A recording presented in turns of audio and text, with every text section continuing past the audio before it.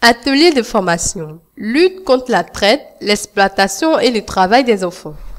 La première dame renforce les capacités opérationnelles de la police et de la gendarmerie. Le comité de surveillance du travail des enfants, CNS, a organisé le mardi 13 août 2013 un atelier de formation à l'intention des éléments de la sous-direction de la police criminelle et des brigades de la gendarmerie nationale en charge de la lutte contre la traite et la délinquance juvénile au cabinet de la première dame à Cocody. À l'ouverture des travaux, le président du comité interministériel de la lutte contre la traite, l'exploitation et le travail des enfants, le ministre d'État, ministre des Affaires sociales et de la formation professionnelle, Dosso Moussa, s'est félicité de l'engagement de la première dame, Madame Dominique Ouattara, à faire reculer le fléau de la traite, de l'exploitation et du travail des enfants à travers le CNS qu'elle préside. Il note que le phénomène continue d'exister malgré les actions de sensibilisation. C'est pourquoi Dosso Moussa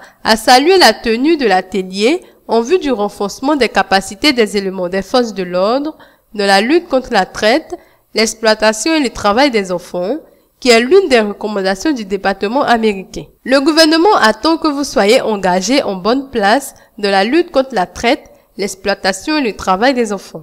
C'est pourquoi je vous exhorte à redoubler d'efforts et aussi ayez espoir que le renforcement de capacités opérationnelles dont vous bénéficiez lors de cet atelier puisse vous aider à être plus opérationnel, a-t-il laissé entendre. Pour sa part, la directrice du cabinet de la première dame et secrétaire exécutif du CNS, Madame Sylvie Yao, a souligné que la tenue du séminaire obéit au souci de Madame Dominique Ouattara de susciter une grande implication des forces de l'ordre de la lutte contre les pires formes du travail des enfants. Ce que réclament les gendarmes et les policiers. L'atelier, qui a duré 6 heures de temps, a été sanctionné par un rapport lu par le lieutenant Dodoras Serge, commandant d'escadron à l'École nationale de la gendarmerie de Torogoué. Dans ce rapport, les séminaristes ont demandé le renforcement de leurs moyens de mobilité et la construction des centres d'accueil et de transit pour les enfants victimes. Ils ont également exprimé la nécessité d'affecter des travailleurs sociaux